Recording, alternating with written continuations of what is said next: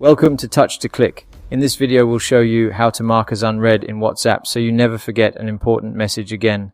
This quick guide works on both Android and iPhone. Now let's get started. Step 1.